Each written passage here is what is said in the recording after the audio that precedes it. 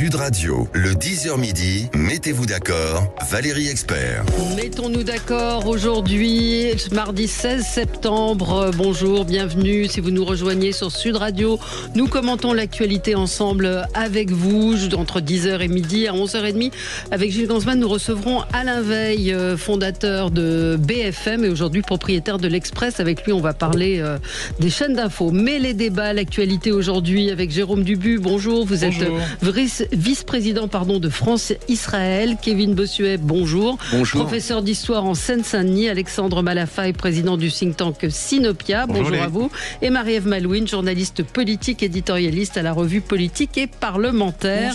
Bonjour à vous également. Je vous rappelle le numéro 0826 300 300.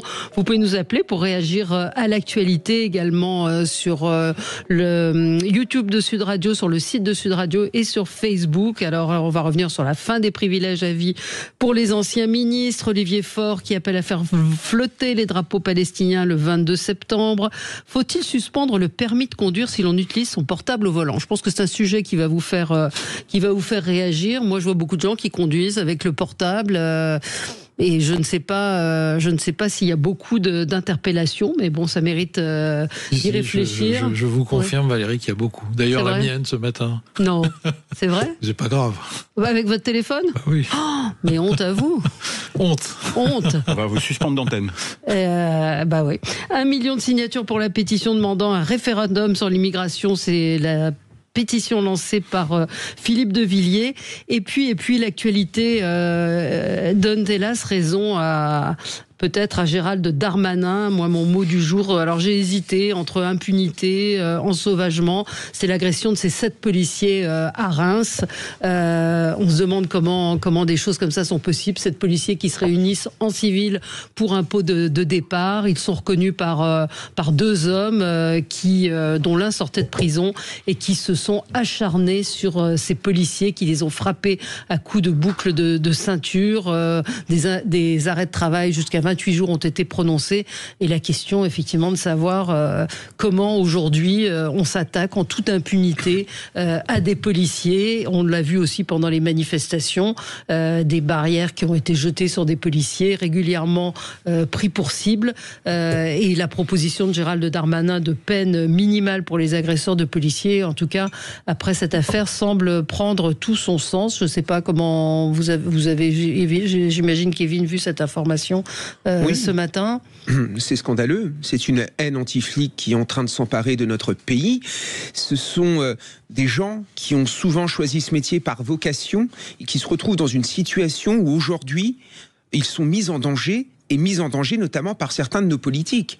Parce que quand vous avez, par exemple, M. Taché qui nous raconte que la police tue partout, quand vous aviez M. Boyard qui dit globalement la même chose, quand vous avez M. Delogu qui traite de pourriture des membres d'un syndicat de policiers, forcément vous contribuez à discréditer nos policiers et vous contribuez finalement à affaiblir l'autorité de l'État. Alors j'aimerais bien que les préfets portent plainte automatiquement contre les élus qui remettent en cause l'autorité de notre police, qui les insulte. Et j'aimerais bien aussi qu'il y ait des sanctions exemplaires, parce que parfois il y a des mineurs, et je pense qu'il faut des peines de prison automatiques, des peines de prison qui soient fortes, pour qu'on en finisse avec cela, et qu'on pénalise également les parents, parce que si jamais des gamins s'en prennent à des policiers, c'est parce que, tout simplement, les parents n'ont pas joué leur rôle. En tout cas, la peur doit changer de camp, on est dans une situation où on doit protéger ceux qui nous protègent. Partout ailleurs, la police est respectée, sauf en France, il y a une idéologie derrière, il est interdit d'interdire, on brave l'autorité de l'État et donc de la police, et ça, ce n'est plus acceptable. Soutien à nos policiers qui font un travail formidable. 26 et 27 ans, ils n'étaient pas mineurs, originaires de Mayotte, tous les deux en récidive légale pour des faits de violence. On a les bras, je pourrais appeler ce début d'émission, les bras nous en tombent. Marie-Ève Malouine. Je crois qu'on a un véritable problème, au-delà de la police, que tout le monde soutient, mais de respect de l'autorité, mais qui commence très très tôt. Bien sûr. Ça commence à l'école, quand vous voyez des réunions de parents d'élèves, où les parents ne respectent pas les enseignants et devant leurs enfants. Et leur disent, moi je vais aller la voir et je vais lui dire de changer ta note, ta maîtresse.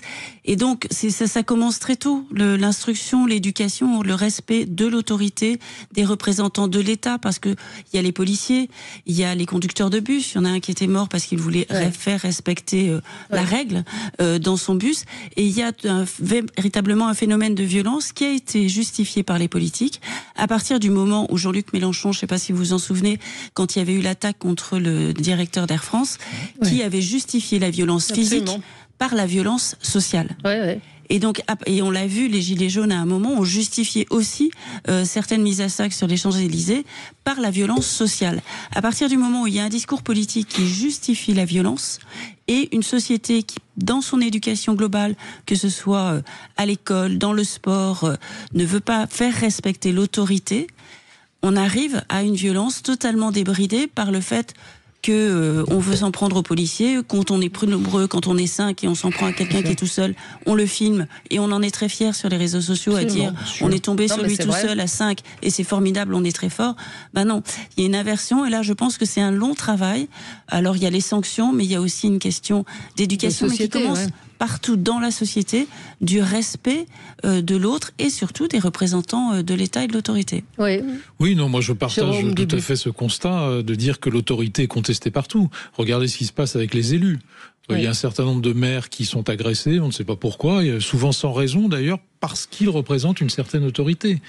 Beaucoup d'élus aussi subissent la même chose, qu'ils soient conseillers municipaux, maires dans leur commune, conseillers généraux.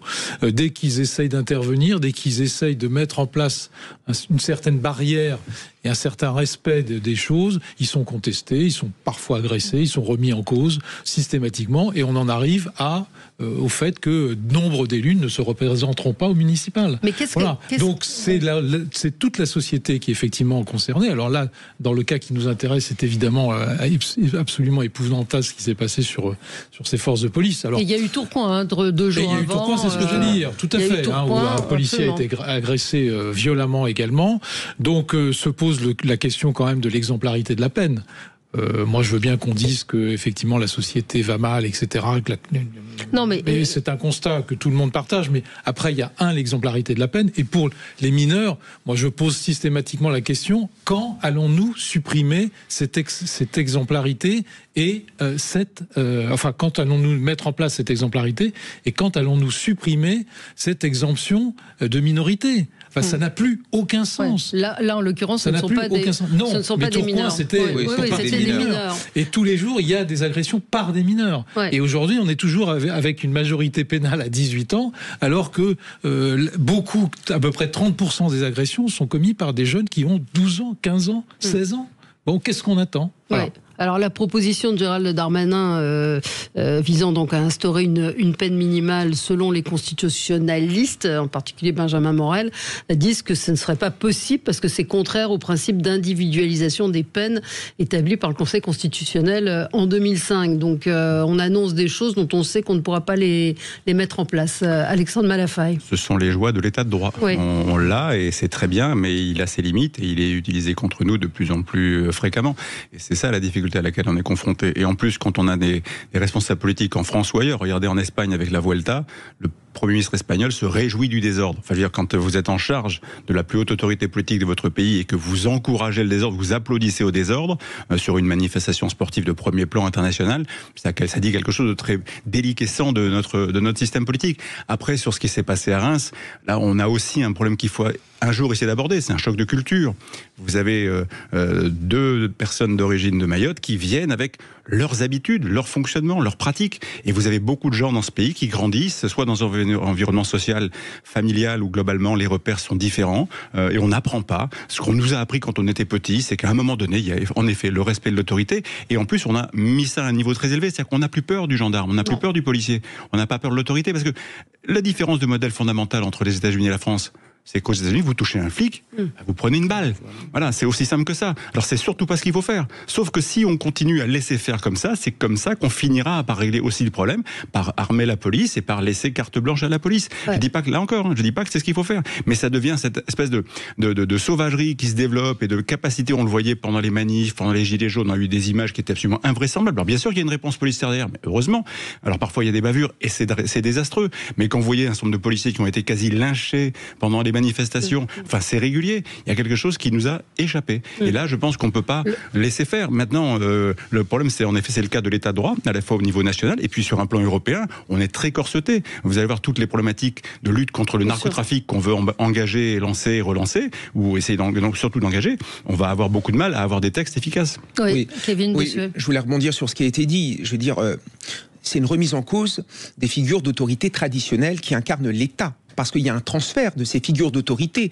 On l'a vu notamment en juin 2023 lors des émeutes, où ce sont des trafiquants de drogue, où ce sont des imams qui parfois ont arrêté les jeunes lors des exactions. Moi, je le vois en tant que prof. Parfois, quand vous appelez l'entraîneur de foot, il a beaucoup plus d'autorité que l'enseignant ou même que les parents. Et parfois, on arrive à faire quelque chose main à la main avec l'entraîneur de foot. Et enfin, sur l'état de droit. Le problème qu'il y a, c'est qu'en fait, les socialistes, la gauche, verrouille nos institutions. Quand vous regardez au niveau électoral le poids des socialistes, c'est anecdotique. Et pourtant, ils sont à la tête du Conseil constitutionnel, ils sont à la tête du Conseil d'État, ils sont à la tête de l'Arcom, ils sont à la tête de l'audiovisuel public, et ils continuent finalement à verrouiller la volonté populaire, et ils continuent finalement à ne pas accepter que le peuple se droitise et que le peuple veuille une autre politique. Donc c'est ce qu'on appelle l'État profond, mais ça pose quand même un problème démocratique majeur. Quand vous avez nos institutions républicaines qui vont à l'encontre de la souveraineté du peuple et de la volonté donc populaire,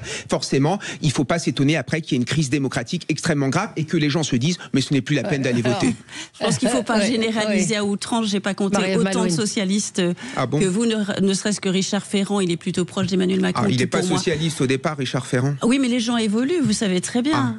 Et demander au PS si Richard Ferrand porte l'étiquette socialiste, je pense qu'il ne faut pas généraliser, et tout ce qui n'est pas de droite n'est pas forcément socialiste. Il faut quand même avoir de la nuance. Deuxième chose aussi, par rapport au fait qu'il soit originaire de Mayotte, je pense que le respect de l'autorité, il disparaît dans tous les milieux sociaux.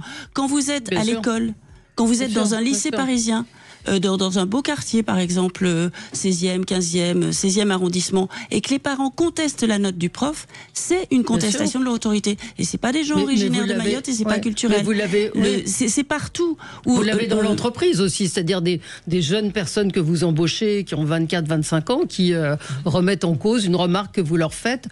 Enfin, nous, ça nous serait jamais venu à l'idée de contester. C'est général, c'est le médecin où les gens vont regarder sur Internet avant et lui disent mais non, le médicament que vous me donnez n'est pas le bon, moi j'ai regardé sur Internet. C'est la mise en cause de l'autorité, mais partout. Donc il n'y a pas de lien culturel là-dessus. À Mayotte aussi, il y a des policiers, vous savez, Mayotte est en France. Sur le respect de la volonté populaire, je crois que la droite n'a pas de leçon à donner depuis ce que Sarkozy a fait passer par la voie parlementaire, la Constitution européenne, alors qu'elle avait été rejetée à 55 ou 56% par les Français en 2005. Donc je crois que c'est assez partagé par la classe politique traditionnelle, que ce soit la gauche ou la droite. Donc ne polarisons pas sur les socialistes. La droite a fait assez l'équivalent avec cette affaire de constitution. Je voudrais juste rebondir sur ce que disait Marie-Ève Malouine, juste un instant.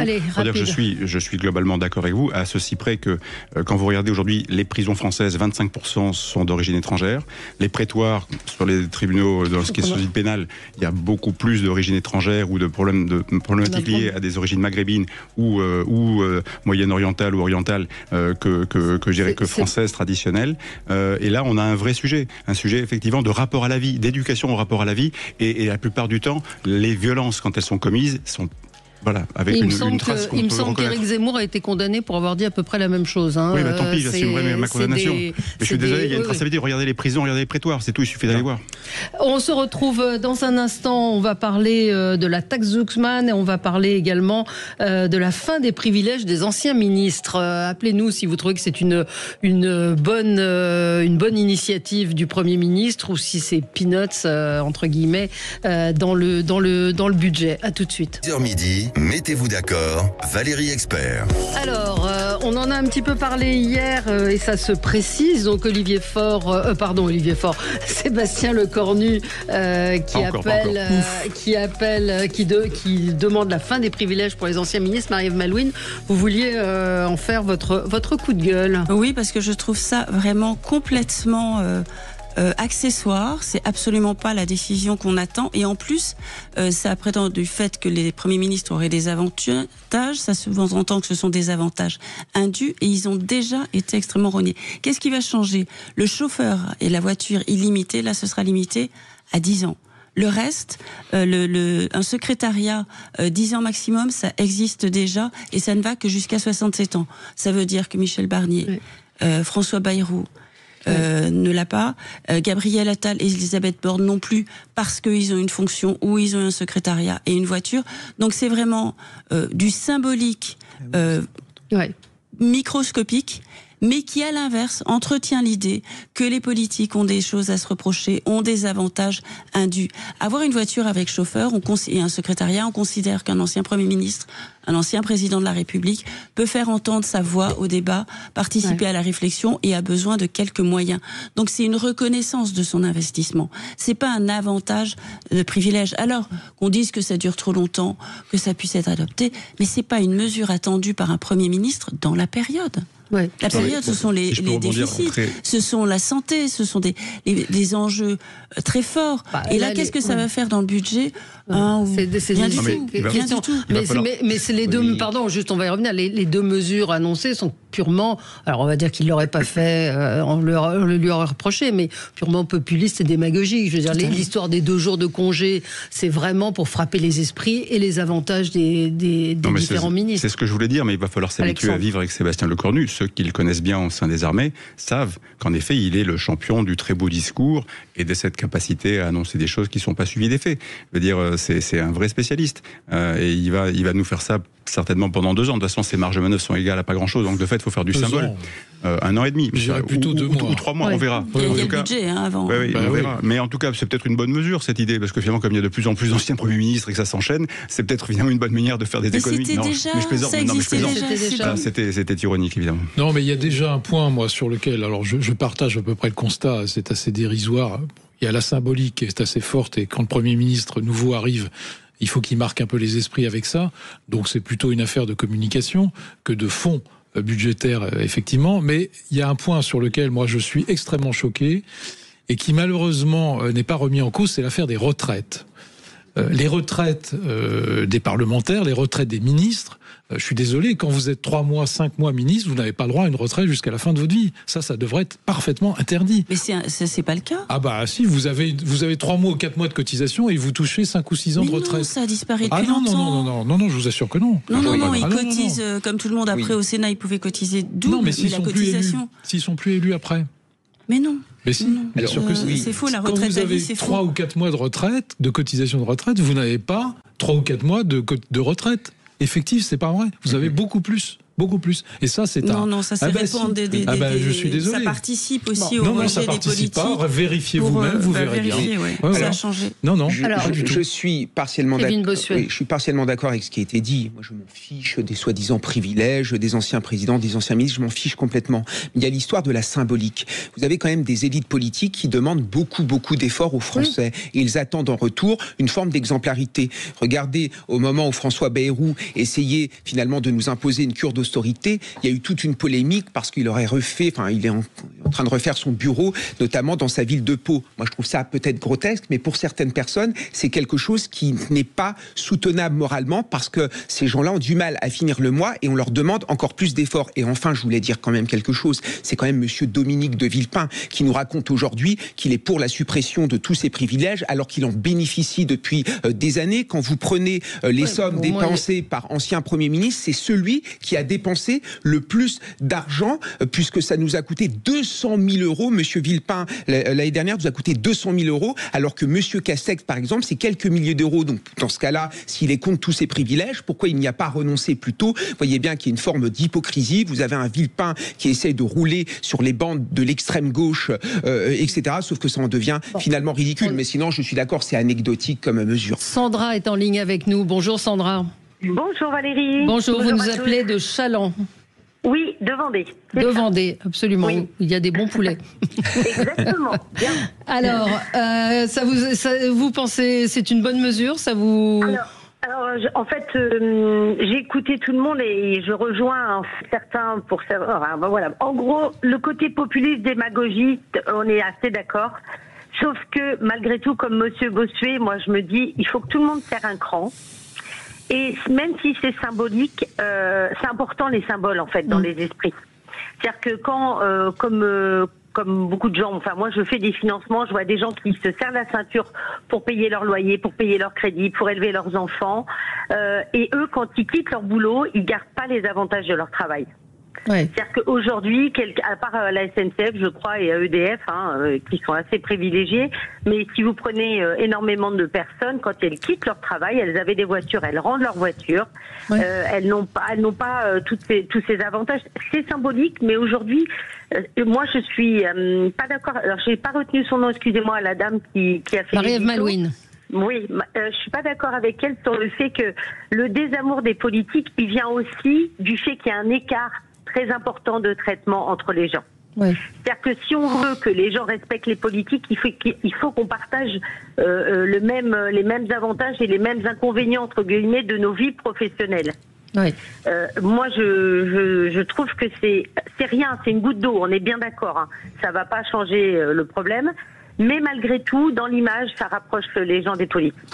Oui, bon, moi, Marie-Ève Malouine, je ne le pense pas parce que d'abord les avantages qui restent, c'est uniquement pour les premiers ministres, c'est pas pour les ministres qui ont une indemnité de 3 mois.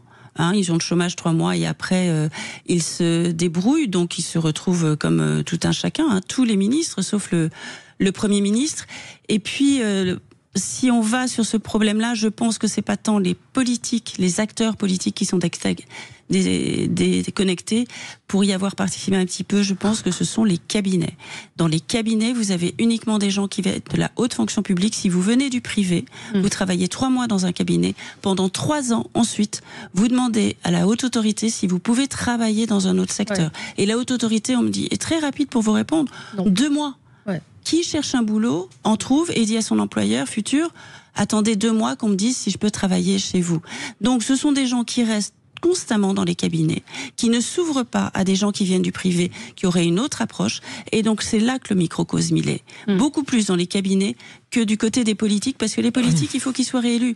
Donc ils sont obligés d'aller sur le terrain, ils sont obligés d'aller voir leurs électeurs. Vous parlez du bureau de François Bayrou. Je pense que les électeurs palois, ils ont été très sensibles à l'affaire et ils diront ce qu'ils en pensent. Alors que les cabinets, ils sont nommés, personne ne les connaît. Enfin, la symbolique est quand même assez forte, puisque Macron l'avait très bien compris. Quand il a dit qu'il allait refuser de percevoir sa retraite, même après 2 fois 5 ans, c'est-à-dire si le mandat va jusqu'au bout, le deuxième mandat va jusqu'au bout, 10 ans de cotisation en tant que président, il va renoncer à sa retraite. Donc il a fait un geste, il a très bien compris quelle était l'évolution de la société sur ce sujet. Les autres ne l'ont pas fait, Monsieur Hollande ne le fait pas. Pourquoi ? Mais après, pour autant, il ne faut pas renoncer à la protection et à la sécurité d'un certain nombre de personnalités. Non, parce que sa rémunération. On est d'accord, mais là, M. Lecornu parle des avantages liés notamment à la sécurité. Mais là, c'est de la poudre aux yeux aussi, puisque ça va être évalué, ça va être pour 3 ans renouvelable. Je suis d'accord, mais je veux dire, on fait de la politique démagogique. C'est pour ça que je me permets d'insister, y compris pour ceux qui nous écoutent, pour dire, on ne peut pas faire n'importe quoi. On est un pays qui a une force militaire, une force nucléaire, qui est exposée. Donc, de fait, nos hommes politiques, et notamment ceux de premier plan, qui savent beaucoup de choses, sont des cibles. Oui, non, mais renoncer à sa retraite de président, c'est pas le sujet. Madame Cresson, Monsieur Balladur. Non, mais à un moment donné, ça va, on est d'accord. Faut trouver Madame Alliot-Marie. Tout est question de Monsieur Hollande continue de cumuler sa retraite de ancien président et de ses indemnités de parlementaire. Alors c'est plafonné, certes, mais enfin il y a un cumul. Alors, on aura Kevin dans un instant qui veut parler de la taxe Zuckman. Donc ça rejoint les efforts budgétaires et les impôts qu'il va falloir peut-être appliquer pour arriver à sortir de la dette. Non, c'est moi qui parle. Oui, c'est moi. Mais si. Non, je sais, mais c'est un auditeur qui s'appelle Kevin. C'est un prénom. Il y a tellement très peu de Kevin dans les médias que je m'étonnais. Non. Avec plaisir. Kevin qui sera en ligne avec nous. À tout de suite. Alors, 0826 300 300, vous le savez, nous commentons l'actualité et avec vous, Jérôme, voulez revenir sur la taxe Zuckman. Alors peut-être qu'on va écouter notre auditeur Kevin. Et oui, il y a plusieurs Kevin qui est en ligne avec nous depuis depuis un petit moment. Vous vouliez revenir sur la taxe Zuckman, justement. Bonjour Kevin. Oui, bonjour Valérie. Bonjour. Bonjour à tous. Donc oui, je veux revenir sur la taxe Zuckman parce que moi je trouve que c'est pas du tout ce qu'il faut faire. Personnellement, là, moi je paye des impôts. Ouais. Je suis à 7% d'imposition parce que je suis dans la classe moyenne. Et quand on regarde les chiffres sur impôts.gouv.fr, sur 40,7 millions de foyers fiscaux, il n'y a que 18,2 millions qui s'acquittent d'un impôt. Donc il y a entre les niches fiscales qui permettent aux plus riches de quasiment rien payer et les gens qui profitent de tout le service public mais qui ne payent pas d'impôts, ça fait quand même une grosse perte. Si on mettait juste un impôt de 10 € par mois à tout le monde, à tous ces gens-là qui ne payent pas d'impôts, ça ferait 120 € par an. C'est même pas le prix d'un téléphone, du budget pour un forfait de téléphone. Ça rapporterait 2 640 000 € par an. Et ça permettrait aux gens aussi de comprendre que le service public, il n'est pas gratuit. Parce que moi, je paye 7% d'imposition. J'ai pas de piscine à côté de chez moi. J'ai un bus toutes les heures vers chez moi, dans mon village. J'ai juste en truc sportif pour mes enfants, j'ai que le basket. Ouais. On n'a rien. On n'a rien. Pourtant, je paye et je paye et je paye tous les ans. Et ça augmente tous les ans. Et vous trouvez que les services publics ne sont pas au niveau. Vous habitez où? À Urquit, c'est ça? C'est ça, Urquit, ouais. Et c'est où? C'est à côté de Bayonne. D'accord. Mais donc, voilà. Et donc vous estimez, mais et en même temps on est le pays, enfin Jérôme Dubus, on est le pays qui est le plus taxé, où il y a le plus de redistribution. Oui, alors parmi les pays européens, on est le pays le plus taxé, on est le pays dont les prélèvements obligatoires sont les plus élevés, on est le pays dont les déficits maintenant sont les plus élevés, on est bientôt le pays dont l'endettement est le plus élevé. L'Italie est encore un peu devant nous, mais on la rattrape à marche forcée. Donc moi, je suis un peu surpris par le fait qu'on ne tire pas les leçons du passé, que notre classe politique ne tire pas les leçons du passé. Car à chaque fois qu'on a voulu imposer, au fond, c'était très symbolique sur le rendement. Je parle de l'ISF, on est à 4 milliards, on est à 4 milliards d'euros, ce qui est assez dérisoire finalement. L'IFI, donc, a raboté l'ISF, on est revenu à 2 milliards de recettes. Et là, on nous annonce avec la taxe Zuckman une recette de 20 milliards. Donc on a trouvé la poule aux œufs d'or, c'est extraordinaire. Ça va, entre parenthèses, nous permettre de ne pas s'interroger sur les dépenses publiques, car au fond c'est ça la vraie question, mais de se concentrer sur les prélèvements obligatoires et sur la taxation des plus riches. Alors ça fait toujours plaisir en France, cette espèce de prurie égalitaire systématique. Et donc les socialistes sont très en pointe sur ce sujet. Monsieur Faure en a parlé. Ça a été voté en première instance à l'Assemblée, ça passe au Sénat. Et malheureusement, c'est une fausse bonne nouvelle. C'est une fausse bonne nouvelle, cette taxe Zuckman. D'abord parce que... elle n'a pas été, pour l'instant, elle n'est pas... Ah oui, mais elle a été votée en première instance à l'Assemblée nationale. D'abord parce que, premièrement, il y a un risque anticonstitutionnel, ça c'est assez clair, puisqu'il y a un aspect confiscatoire pour un certain nombre de contribuables. On pourrait arriver à une confiscation à 80-90% des revenus. Premier point. Deuxième point, j'en ai parlé, la recette effective attendue de 20 milliards. On ne sait très bien d'ores et déjà que ça ne sera pas le cas. Le Sénat a fait une contre-étude sur les recettes que ça pourrait provoquer. On en est plutôt à l'ISF, c'est-à-dire à peu près 4 milliards. Donc en réalité, c'est le rétablissement de l'ISF. Alors je vois bien la communication sur laquelle on peut jouer de la part des socialistes et de la gauche, mais en réalité, on nous trompe une nouvelle fois. On va passer de 20 à 4 si elle est mise en place. Puis troisièmement, l'aspect redistributif, l'auditeur en a parlé tout à l'heure. Aujourd'hui, vous avez 10% des Français qui payent 54% des prélèvements obligatoires. Cotisations, impôts, etc. On est le pays le plus redistributif. Avant impôts et avant cotisations sociales, on a un écart salarial de 1 à 20. Après cotisations sociales et impôts, on a un écart de 1 à 6. Donc dire que notre système n'est pas redistributif, c'est faux. Donc moi je veux bien qu'on en rajoute un peu, mais 1, c'est faux sur les chiffres. 2, ça va mettre en difficulté un certain nombre d'entreprises, parce que quand vous taxez effectivement le patrimoine, vous taxez les actions. Or les actions, elles n'ont pas par définition, notamment sur, par exemple, je prends le cas des start-up, des licornes, etc. C'est pas de l'argent. C'est pas de l'argent sonnant et trébuchant. C'est un investissement dans l'entreprise par le biais d'actions qui sont non liquides. Donc si, alors j'ai entendu M. Zuckman qui disait oui, mais l'État va pouvoir racheter un certain nombre d'actions. Et il en fait quoi? Les bras m'en tombent. Les bras m'en tombent. Alors il va créer une espèce de fonds souverain où toutes les actions de l'État seraient mises dans ce fonds souverain. En réalité, c'est exactement l'inverse qu'il faut faire. L'État doit se désengager d'un certain nombre de participations qui ne lui rapportent rien et dont l'État n'a que faire dans cette affaire, en économie ouverte. Donc c'est vraiment une très mauvaise mesure. J'ai peur qu'en agitant les vieux fantasmes égalitaires, on arrive finalement à faire en sorte que malheureusement, ce qui reste de la majorité actuelle cède. Oui. Non, mais c'est la confirmation une fois de plus que si la France n'est pas un paradis fiscal, loin s'en faut, c'est vraiment le paradis du fisc. On a cette espèce de génie créatif en matière de fiscalité, de taxation, et à chaque fois qu'on a un problème, on invente une solution de type prélèvement supplémentaire. Il y a quelque chose qui révèle l'incapacité systémique de notre cher vieux pays à régler vraiment ses problèmes.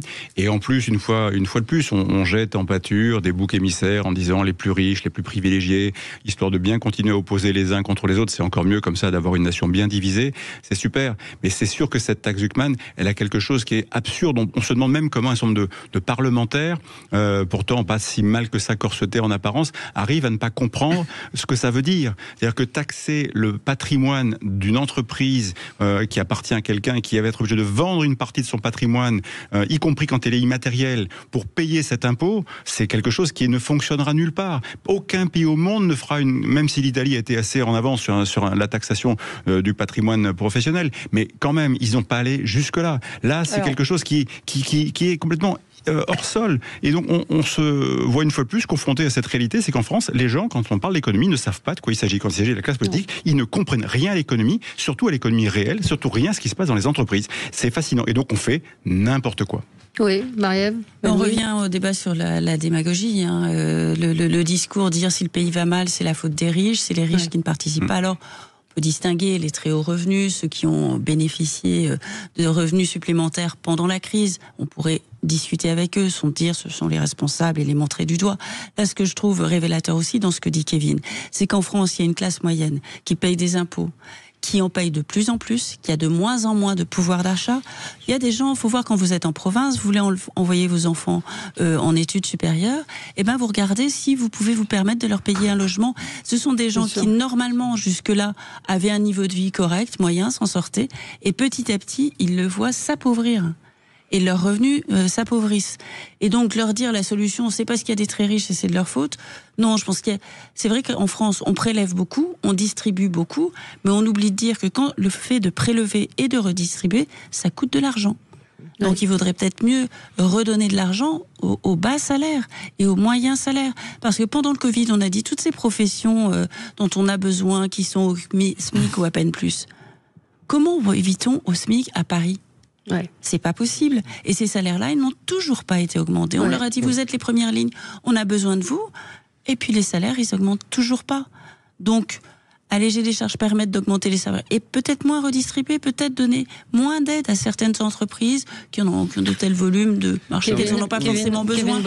Mais désigner le coupable, par essence le riche est coupable, c'est pas une politique. Je suis d'accord avec tout ce qui a été dit. Dans ce pays, on a un problème avec le travail, on a un problème avec le mérite, on a un problème avec la propriété, c'est-à-dire que tous ceux qui bossent ou tous ceux qui investissent se font taxer finalement jusqu'à la moelle, et une forme de ras-le-bol, notamment chez les classes moyennes, qui sont matraquées fiscalement et qui aujourd'hui ne s'en sortent plus. Et on nous a raconté que si on payait beaucoup d'impôts, c'était pour faire fonctionner des services publics, sauf qu'aujourd'hui nos services publics ne sont pas à la hauteur, et on voit bien les carences de ces derniers. Et le problème dans notre pays, c'est l'assistanat de masse. Moi, je suis désolé, il y a des gens qui se lèvent tous les jours à 5h30, à 6h du matin, qui bossent, qui ne gagnent pas forcément beaucoup, et ils voient de l'autre côté, par exemple, le voisin de palier, qui lui ne fait absolument rien, et qui a tout cuit dans le bec. Il y a aussi la question du coût de l'immigration qu'il faut peser. Il y a des gens qui n'ont jamais cotisé, qui bénéficient d'aide sociale. C'est quelque chose qui n'est pas possible. Et vous avez d'ailleurs les peuples européens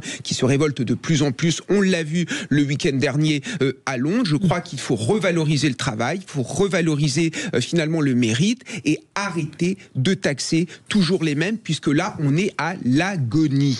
Allez, on se retrouve dans un tout petit instant. On va parler d'Olivier Faure qui appelle à pavoiser le drapeau palestinien. Ce matin, je crois que c'est Yann Brossa qui demandait à ce que la tour Eiffel soit illuminée aux couleurs de la Palestine le 22 septembre prochain. Et puis, on parlera également de François Hollande avec vous, Kevin, et de sa vision de l'arc républicain. Sud Radio, le 10h midi, mettez-vous d'accord, Valérie Expert. Et nous sommes ensemble pour commenter l'actualité 0826 300 300. L'actualité, c'est évidemment le conflit israélo-palestinien qui, on l'a évoqué hier, est au cœur des débats en France. Alexandre Malafaille, vouliez-vous revenir sur les déclarations d'Olivier Faure hier ? Oui, c'est pas un coup de gueule, c'est vraiment une profonde indignation sur ce qu'a dit Olivier Faure, qui appelle donc à pavoiser lundi. Donc lundi, c'est le jour où l'Assemblée générale de l'ONU est censée reconnaître la création d'un État palestinien. C'est pas un jour anodin, et ça, je ne peux pas dire que l'Assemblée générale là aussi ait bien choisi son jour, ou alors elle l'a fait à dessein et c'est pas bien. C'est le jour simplement du Nouvel An juif. Donc quelque part, il y a une symbolique qui est très forte ce jour-là. Et donc ce jour-là, Monsieur Faure recommande que les mairies de France pavoisent sur le fronton le drapeau palestinien. Bon, je trouve que on a déjà assez de problèmes en termes de division interne. Après qu'on soit solidaire de ce qui se passe à Gaza, je peux très bien l'entendre et je l'entends parfaitement, mais appeler à pavoiser, d'abord, c'est illégal, mais par-delà, c'est que ça envoie un message extrêmement fort à toute une population qui existe aussi. Or, cette population, ce sont les nôtres. Les Juifs de France, ce sont les nôtres. On oublie les Juifs en Israël, qui sont quand même aussi extrêmement attaqués depuis très longtemps, et on oublie le 7 octobre, on oublie les otages. Enfin, on a un espèce d'oubli, d'impensé systémique, et là, quand on a un irresponsable politique qui jette ça en pâture en proposant de pavoiser, il oublie un détail, Monsieur Faure. Il oublie un détail, c'est que pour beaucoup de gens, malheureusement, et c'est triste, même si pour certains c'est un emblème, le drapeau palestinien, comme d'ailleurs le drapeau algérien, a véhiculé une charge qui est extrêmement négative. Pour beaucoup, le drapeau palestinien, ou même le drapeau algérien, c'est le drapeau de l'agresseur. C'est le drapeau du fils dans le cas de l'Algérie, c'est le drapeau des égorgements, c'est le drapeau du 7 octobre, c'est le drapeau de tous les attentats en Israël. Pour beaucoup d'entre nous, sur le territoire français, ces drapeaux véhiculent aussi tout le véhicule de la menace islamiste qui n'est pas éteinte, et on continue à brandir ce drapeau en étendard, y compris quand on est un responsable politique français. Et Monsieur Faure, il va plus loin. Là, on peut vraiment parler d'incitation à la haine raciale. Il a fait un tweet pour compléter sa pensée stratégique. Il dit, tant que vous penserez, il s'adresse aux Juifs, et à l'État Israël. Alors lui a dit qu'il s'adressait à Julien Bayloul qui l'a interpellé. Non mais d'accord, il peut dire ce qu'il veut, n'empêche qu'il écrit ça. Voilà. Il a dit, tant que vous penserez que vous ne pouvez fêter le Nouvel An juif et l'an 1 d'un État palestinien ensemble, donc faire la même fête le même jour, vous ne sèmerez que la haine, le désespoir et la mort. Là. Je veux dire, s'il dit ça, s'il désigne pas à la vindicte populaire la population juive, je sais pas ce qu'il fait, et je le trouve d'une irresponsabilité gravissime. Et on parle de lui pour aller à la présidentielle en 2027, mais Dieu nous en garde. Oui. Non, mais je suis d'accord avec ce qui a été dit. C'est une honte. C'est cracher sur toute l'histoire du Parti socialiste. Jaurès, pendant l'affaire Dreyfus, a été extrêmement digne et a défendu le capitaine Dreyfus et a lutté contre l'antisémitisme. Les socialistes d'aujourd'hui, enfin certains socialistes, ne peuvent plus finalement dire qu'ils sont les héritiers de Jean Jaurès. Parce que la vérité, c'est qu'ils malmènent cet héritage. Et ensuite, sur ce qu'a dit Monsieur Faure, une essentialisation des Juifs. Monsieur Faure, finalement, dit aux Juifs comment ils doivent fêter Rosh Hashanah. Monsieur Faure, finalement, les culpabilise. Et c'est véritablement une honte. Il n'a jamais aucun mot pour les otages israéliens. Il ne parle jamais, finalement, du 7 octobre. La vérité, c'est que le socialisme, finalement, est complètement soumis à l'extrême gauche. C'est pour ça que les socialistes épousent progressivement les thèses islamo-gauchistes. Et quand vous voyez partout en Europe où l'antisémitisme explose, surtout là où il y a des gouvernements de gauche. Regardez en Espagne, regardez en Belgique, regardez également au Royaume-Uni. Et en France, on n'est pas dans un gouvernement de gauche, mais je trouve quand même M. Macron bien timoré dans la défense de la communauté juive. Ce qui est en train de se passer est extrêmement grave. On a l'impression finalement de revenir dans les années 30, où le juif est devenu un nouveau paria, mais c'est quelque chose qui est normal. Voir la gauche et l'extrême gauche acquiescent. Ce sont devenus les nouveaux boucs émissaires, et pendant ce temps, vous avez des politiques qui ne disent rien, parce que électoralement parlant, les Juifs, ce n'est plus grand-chose, alors qu'une autre communauté, alors ça, en effet, on peut labourer la terre électorale, parce que ça rapporte quelque chose. C'est bas, c'est dégueulasse, c'est le contraire même de nos valeurs. À l'université Paris 1, des étudiants juifs ont été exclus d'un groupe WhatsApp d'élèves sur la base de leur nom. un de plus, un événement de plus. On a Franck en ligne avec nous à propos du drapeau palestinien. Bonjour Franck, vous nous appelez de Valence. Oui, bonjour Valérie, bonjour à vos invités. Alors écoutez, en ce qui me concerne, mon point de vue, c'est que le drapeau palestinien, et d'ailleurs pas que le drapeau palestinien, aucun drapeau ne doit être au fronton de nos mairies, si ce n'est notre drapeau, notre étendard, le drapeau tricolore bleu, blanc, rouge. La République est une et indivisible, il n'y a aucun autre drapeau qui doit être apposé sur le fronton de nos mairies. Voilà ma position. Alors si vous me permettez un mot, puisque vous l'avez évoqué, sur Olivier Faure. Alors Olivier Faure, écoutez, je viens d'entendre votre interlocuteur juste à l'instant concernant son attitude, son comportement à la tête du Parti socialiste. Je pense que les grands socialistes que vous avez cités, les Blum, les Jaurès, ils doivent faire la toupie dans leur tombe. Je pense que monsieur Faure n'a qu'une idée en tête, c'est ses combinaisons politiques pour les élections à venir. Et permettez-moi de vous dire, ça n'engage que moi, il est une véritable serpillière par rapport à LFI. Voilà, écoutez, moi je suis un électeur socialiste, mais permettez-moi de vous dire, un vrai socialiste. Ce n'est plus le Parti socialiste tel qu'il doit représenter la classe ouvrière et sa classe finalement qui votait pour lui. Qu'il se pose la question maintenant, monsieur Faure. Ils se réunissent tous, les socialistes, ceux dont on parle, monsieur Faure, ses amis, dans une cabine téléphonique. Le Parti socialiste n'est plus rien à cause d'eux. Et je voudrais, si vous permettez, lancer cet appel, que les vrais socialistes, ceux qui existent encore, je pense par exemple à monsieur Le Foll, à qui j'avais écrit il n'y a pas si longtemps, tous ces socialistes-là, qu'ils se réveillent et qu'ils reviennent à la tête du Parti socialiste pour vraiment redonner cette âme du vrai Parti socialiste qui n'est plus rien avec monsieur Faure. Le drapeau français sur nos frontons, monsieur Faure dehors. Bon, c'est un bel édito, Franck. Merci de votre appel. Marie-Ève Malouine. Oui, je pense que la proposition d'Olivier Faure, qui a été faite visiblement sans aucune concertation interne, et ce qui peut poser quelques problèmes au PS, politiquement n'a aucun sens. Il y a tout ce que vous avez dit sur le sens que ça peut avoir, l'État palestinien, le Hamas, celui du Hamas, et politiquement, ça n'a aucun sens. Il y a un conflit au Proche-Orient, Israël, Palestine, un conflit à Gaza, meurtrier des deux côtés. On ne peut pas parler de ce qui se passe à Gaza sans parler de ce qui s'est passé le 7 octobre. À chaque fois, on doit parler des deux. Et on peut être choqué et être solidaire des habitants de Gaza qui sont bombardés, mais ne jamais oublier ce qui s'est passé le 7 octobre. Et par ailleurs, au-delà de tout ça, qui n'est pas rien, quel est le sens d'institutionnaliser un conflit, d'importer ce conflit dont on voit les conséquences en France, dramatique, qui conduit à l'exclusion des Juifs en France, des Juifs français qui ne sont pas là-bas, qui ne sont pas en Israël, qui n'ont rien à voir. Ça ne concerne personne au point de vue religieux, politique. Même la France a très peu de poids pour trouver une solution, et la solution à 2 États, elle dit 2 États, elle ne dit pas un État palestinien sur l'État israélien, c'est la position de la France. Donc en quoi des mairies irait se mêler de ce problème et l'importer en France avec toutes les conséquences dramatiques qui arrivent en France, violentes et dramatiques. Et on parle de Juifs qui sont morts en France en conséquence de tout ça. Donc c'est irresponsable. Je le répéterai tous les jours. Il y a 110 conflits dans le monde.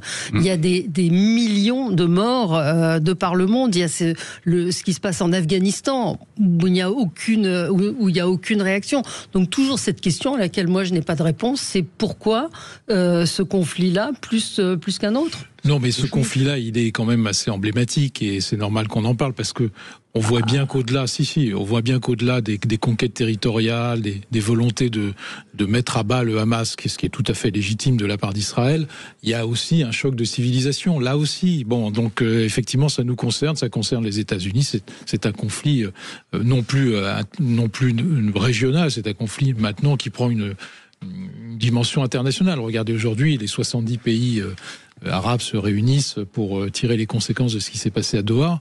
Bon, voilà, donc on a une internationalisation du conflit et tous les autres conflits n'ont pas cette dimension-là. Voilà. Bon, pour en revenir à Faure. Pourquoi ils n'ont pas cette dimension-là ? Parce que c'est pas, le conflit. Malheureusement, les conflits africains n'ont pas des dimensions internationales. Parce qu'il n'y a pas de Juifs. Voilà. Et puis parce qu'il n'y a pas non plus 5 millions de morts au Congo, 500 000 en Syrie, 500 000 au Soudan, 400 000 au Yémen.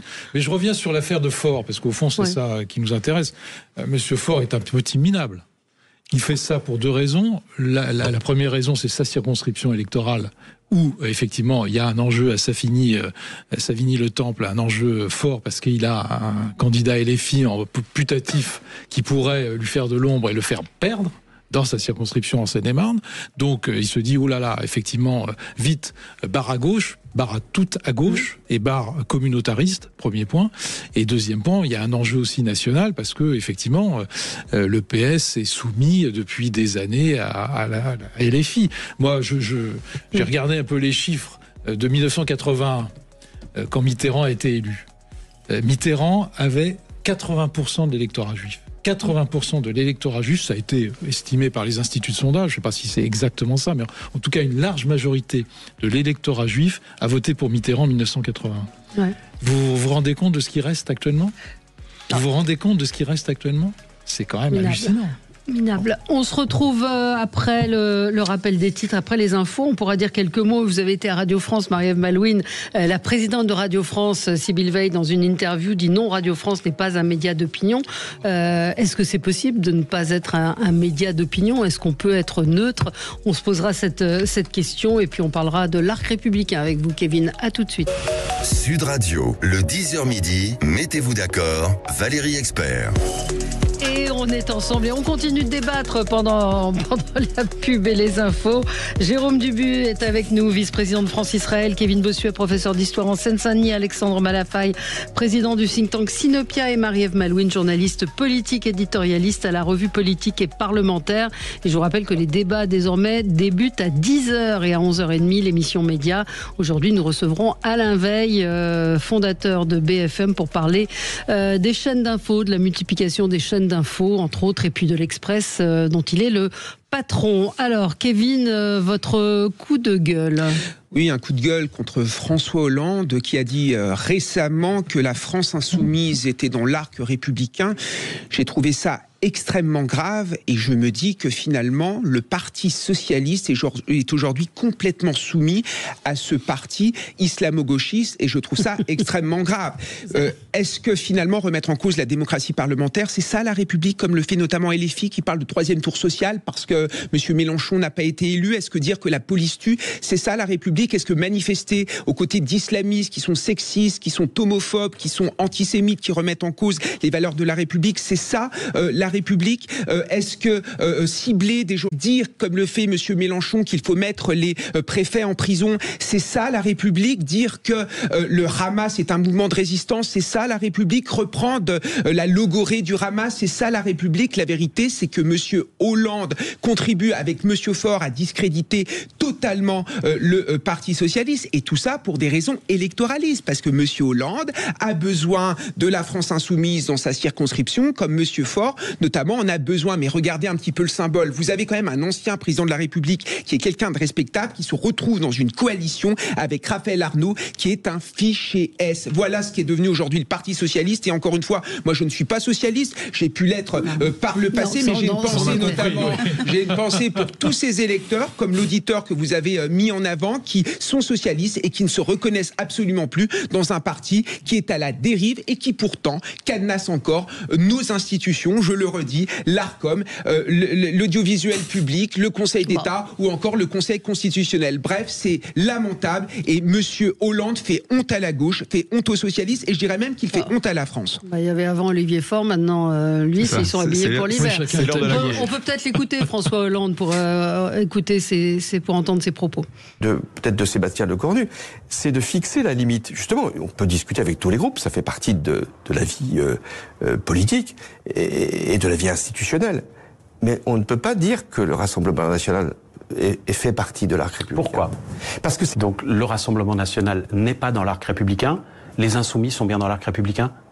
Oui, ils sont dans l'arc républicain dès lors qu'ils se comportent en républicain. Et est-ce qu'ils le font parfois, ils s'en écartent Voilà, Alexandre. Non, mais moi je reviens sur l'échange qu'on avait en hors plateau, hors antenne il y a quelques minutes. Je pense que François Hollande prépare son coup, et son coup c'est non pas se faire réélire dans ses circonscriptions. Je pense qu'il vise 2027. Je pense qu'il est revenu à l'Assemblée nationale il y a un an avec une ferme intention d'avoir sa revanche contre Emmanuel Macron qui l'a trahi, et il rêve certainement tous les matins en se rasant de le raccompagner à la sortie du perron de l'Élysée en 2027. Et quand vous faites le casting politique, vous vous rendez compte finalement qu'à gauche, il n'y a pas beaucoup de figures charismatiques et emblématiques capables de porter un message, et notamment au niveau du Parti Socialiste. Il y a bien sûr M. Mélenchon qui, lui, a une vraie chance pour se qualifier au deuxième tour. Et à droite, c'est 50 nuances de vrac. Donc pour l'instant, je ne suis pas persuadé qu'on ait quelqu'un qui puisse émerger et en tout cas se qualifier. Et après, vous avez le RN. Et François Hollande est à la manœuvre. Il fait très bien ce qu'il sait faire, c'est de la politique politicienne. Et en effet, là, il vient de tracer une ligne avec le RN. Ça lui permet globalement de s'assurer le vote de beaucoup de gens qui sont dans cette mouvance centre, même droite, et puis bien sûr gauche. Et puis vis-à-vis des LFI, il trace une ligne, il dit, quand ils sont républicains, voilà, donc il prend une précaution à toi. Il est malin, Pépère, il est très malin. Et il le fait à dessein pour pouvoir, le cas échéant, là encore, aller chercher les électeurs dans tous les cas et ne pas insulter les électeurs, ce que la droite a eu tort de faire très souvent, c'est-à-dire d'insulter le RN et les électeurs du RN. Lui, il ne veut pas insulter les électeurs parce qu'il ne veut pas insulter l'avenir, et il pense qu'en 2027, il a son heure. On a un grand turiféraire de François Hollande. Oui. Il n'y en a pas beaucoup. Alors je rends hommage à Alexandre parce que c'est très courageux.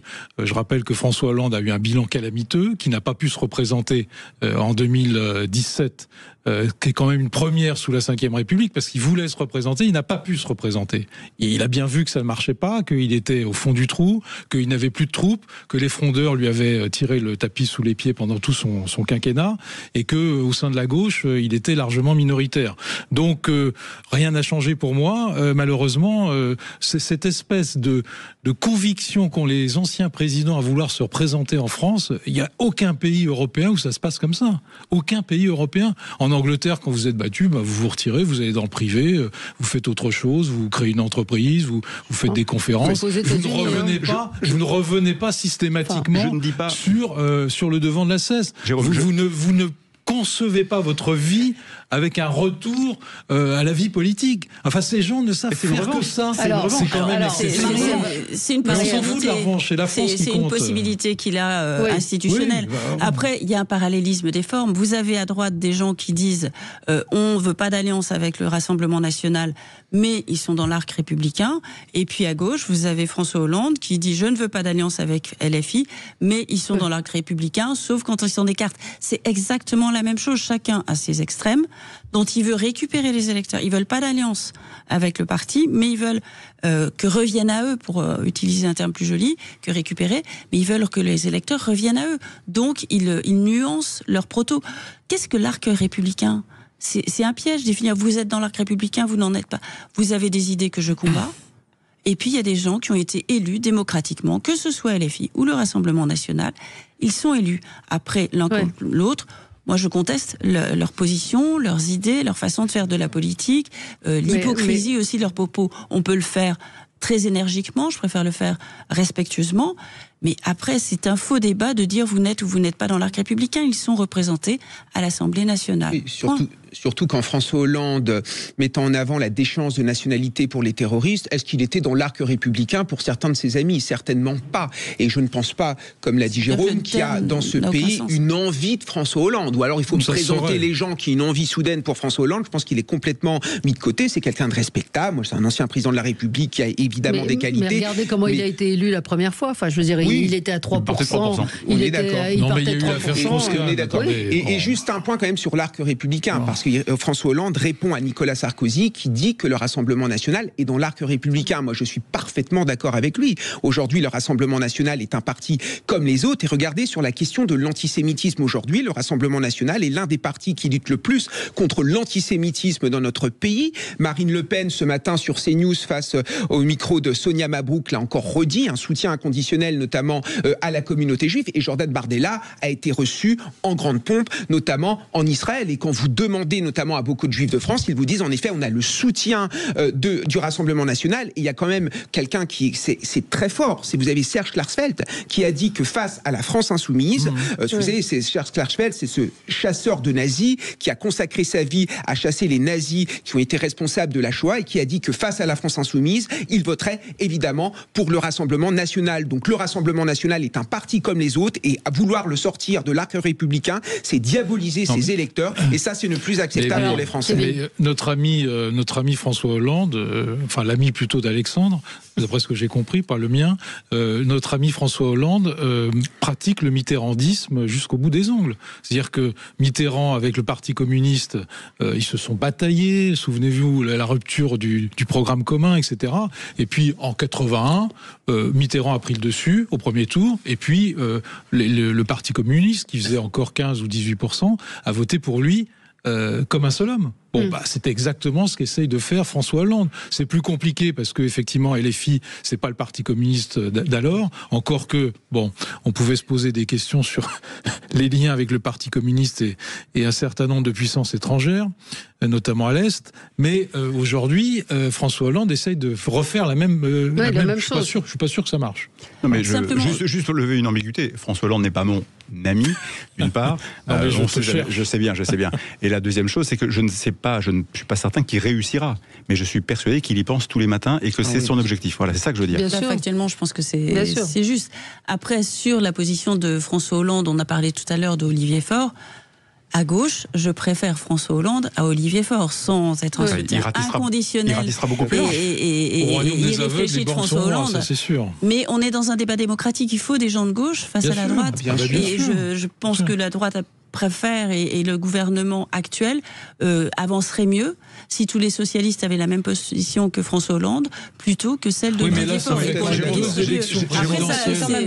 deux élections présidentielles, 2017-2022, où la gauche n'est pas présente au deuxième tour. Ça lui est déjà arrivé en 2002. Elle n'en a tiré aucune leçon. Non mais Jérôme, si je puis me permettre un tout petit commentaire. Moi, j'ai pas d'action chez François Hollande. Je dis simplement. On va commencer à se poser la question. Je dis simplement que quand on regarde le casting politique aujourd'hui, étant donné le délabrement de ce à quoi on assiste, si demain on doit élire quelqu'un en 2027, mieux vaudrait élire quelqu'un qui, le cas échéant, a quand même un peu d'expérience et de connaissance du système. Non mais pas François Hollande. Ce que peut revendiquer François Hollande, voilà. Oui, non, mais je dis pas que c'est bien. Ça a été une expérience désastreuse. Bon, on va pas rééditer l'expérience désastreuse. Bon, bref. Non, mais l'expérience n'est pas une excuse à un bilan désastreux. C'est mieux que rien, parce que quand vous voyez le profil de certains, je suis désolé. Si vous voulez voir une défection dans les urnes, vous mettez François Hollande candidat, vous êtes sûr que personne ne va se rendez-vous en 2027. Il y a des tas de gens qui ont de l'expérience. On n'y est pas encore. Il y a des anciens premiers ministres qui ont de l'expérience. Dans un instant, les déclarations de la patronne de Radio France. Non, Radio France n'est pas un média d'opinion. Et c'est vrai que moi, je me suis toujours interrogée sur ce slogan de la rentrée de France Info. J'avais posé la question au directeur de la rédaction. Ce slogan qui dit « L'information n'est pas une opinion ». On va en débattre. 0826 300 300, à tout de suite. Sud Radio, le 10h midi, mettez-vous d'accord, Valérie Expert. Violente passe d'armes entre Radio France et les médias du groupe Bolloré, avec la réponse de la présidente de Radio France, Sybille Veil, qui a dénoncé ceux qui orchestrent une campagne de déstabilisation contre Radio France. Il s'agit bien de cela, car la critique a perdu tout lien de proportion avec les faits. De l'autre côté, par la voix de Pascal Praud, on entend ces gens deviennent fous.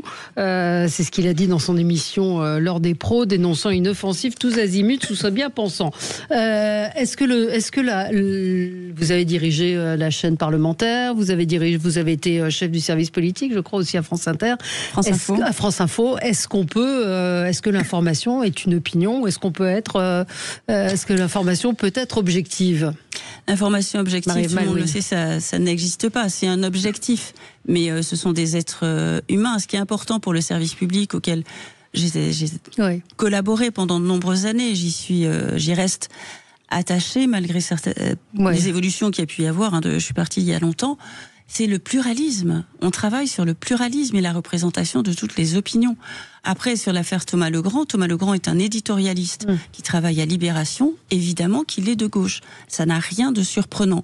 Après, il y a une rédaction, et le service politique en particulier, fait un travail pluraliste. Quand on est chef du service politique, on compte les équilibres, on est tenu par la loi d'avoir une représentation de toute la formation politique en fonction de leur représentation au Parlement. C'est l'Arcom maintenant qui le fait. Et je pense que Pascal Praud tape tous les jours à une obsession contre le service public, c'est sa liberté. Mais que le service public tombe dans le piège de répondre et à dire et c'est une obsession, c'est un complot contre nous. Non, c'est un service public qui est au service de tous les publics, donc c'est à ce titre qu'il doit être pluraliste et essayer de tendre au maximum à la présentation objective des faits.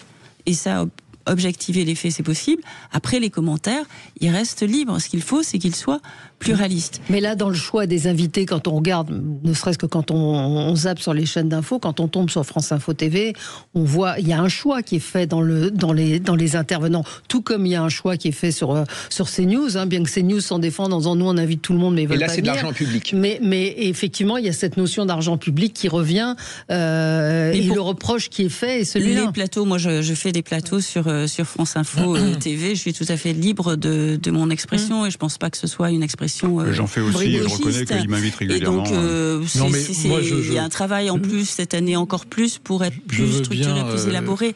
Mais je pense que la réponse c'est la réponse qui est à côté. Mais après, Thomas Legrand, éditorialiste de gauche qui travaille à Libération, n'est pas représentatif du travail de toute la rédaction de France Inter. Elle est anecdotique pour moi, c'est pas le sujet.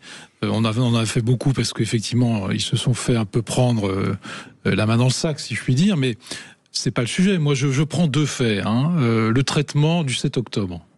Le traitement de l'information par le service public de l'audiovisuel du 7 octobre. À l'évidence, il y a un tropisme pro-palestinien. Bon, c'est clair. Il y a eu du retard à l'allumage. Voilà, bon, c'est le moins qu'on puisse dire. Deuxième exemple, assez récent, la manière dont on traite sur le service public, notamment France Info, pour ne pas le citer, la loi Duplon et cette affaire de pétition, qui a été un succès effectivement parce qu'il y a eu beaucoup de signatures. Ouais. Pendant une semaine, France Info a matraqué les chiffres d'augmentation du nombre de signatures contre cette loi Duplon. Alors effectivement, ça atteint plus de 2 millions de signatures. Pas un mot aujourd'hui sur la pétition qu'a lancée Philippe de Villiers pour un référendum sur l'immigration qui a quand même fait plus d'1 million aujourd'hui de signatures et c'est pas fini. Là, il y a quand même un traitement de l'information qui n'est pas équivalent.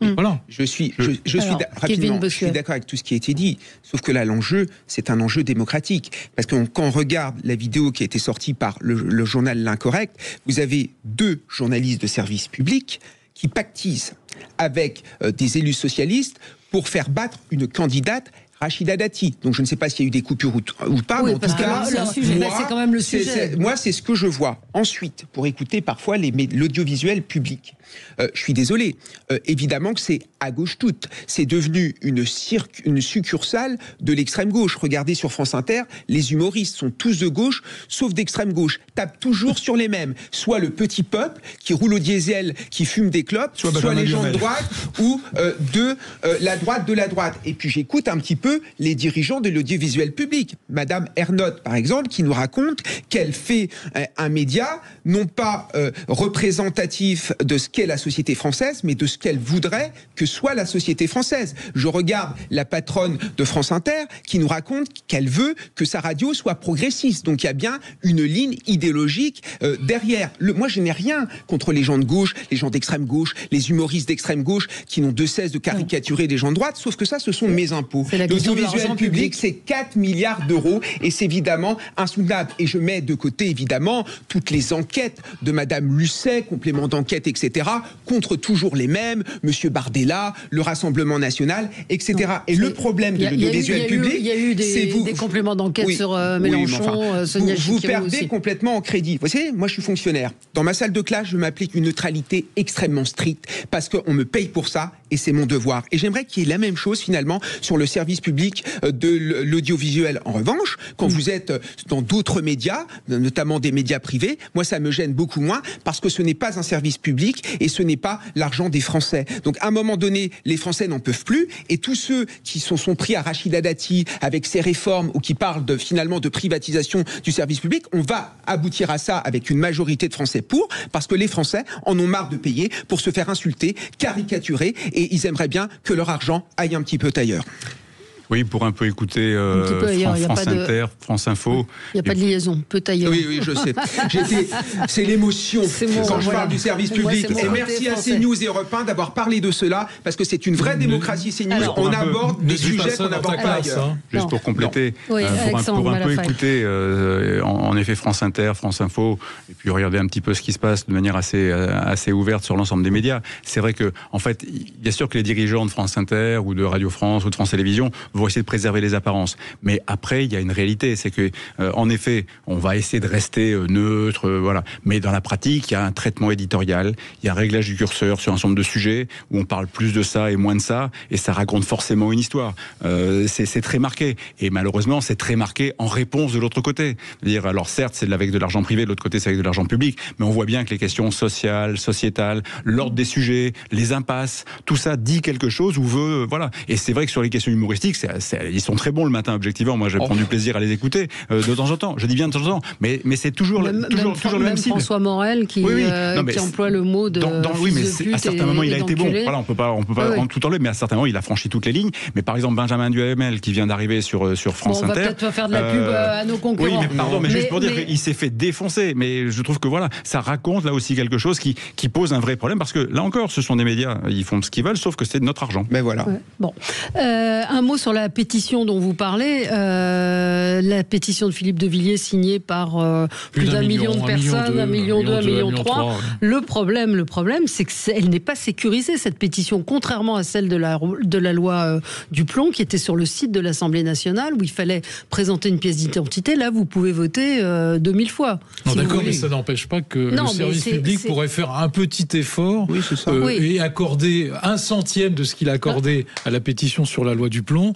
Ça ne serait pas un outrage. Et une autre vision des choses sur ce qui s'est passé, par exemple, le week-end dernier à Londres. Extrême droite, extrême droite, extrême droite. Les gens du service public, donc le mot extrême droite, en bouche, non, parfois il y a une volonté populaire de lutter contre l'immigration. Ça s'appelle la démocratie, ça s'appelle la souveraineté. Et j'aimerais rejoindre ce que j'ai dit tout à l'heure. Le problème d'un référendum contre l'immigration, c'est qu'apparemment, c'est interdit. Le Conseil constitutionnel nous raconte que ce n'est pas possible. Non, il faut changer la Constitution. Encore une fois, vous avez des gens au Conseil constitutionnel qui verrouillent une forme de souveraineté populaire parce que les Français veulent un référendum. C'est la Constitution. Il faut changer la Constitution. Oui, mais alors, quand vous voulez changer la Constitution, vous n'êtes plus dans l'arc républicain, parce qu'on reproche au Rassemblement national de ne pas être dans l'arc républicain parce qu'ils veulent changer la Constitution. Il faudrait savoir, vous avez une élite de gauche qui corsette tout dans ce pays et qui verrouille tout.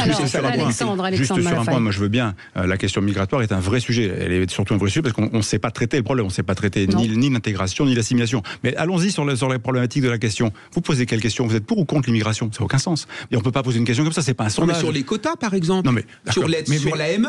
Oui, mais c'est pas, on fait pas un référendum là-dessus. Je veux dire, pourquoi allez d'abord, trouvez-moi une question qui soit pertinente. Vous allez faire un référendum sur l'AME. Je pense que c'est pas ça. C'est non, pas ça. Ça. Un peu réductoire. Non, mais c'est complètement décalé. Il peut y avoir plusieurs questions dans un référendum. Oui, mais d'accord. Mais vous savez bien comme moi que l'important, c'est pas de savoir si vous allez réparer le problème de l'AME par un référendum. La question, c'est comment on pose sérieusement la question migratoire en France, comment on est capable de faire un certain nombre de diagnostics. On avait tout à l'heure une conversation qui était difficile sur ce qui s'est passé avec l'agression des policiers à Reims. On n'arrive pas à poser un diagnostic fiable, lucide, serein sur ces questions-là. Donc on mélange généralement tout de manière assez facile, et au bout du compte, comme on ne traite pas le problème, on en arrive à fabriquer des extrêmes. Vous avez une question qu'on pourrait poser, c'est sur le regroupement familial. Est-ce qu'on arrête ou pas le regroupement familial? Parce que pour certains, c'est un acquis social, pour d'autres, c'est une pompe aspirante. Oui, mais je pense que c'est aussi aux Français. Mais dans certains cas, vous allez commettre des injustices. Marie-Ève Malouine, est-ce que vous avez un référendum sur tous les sujets qui concernent les Français? Il y a des hommes politiques représentatifs pour ça, il y a des textes. C'est actuellement dans les négociations. Bruno Retailleau dit, nous, on reste au gouvernement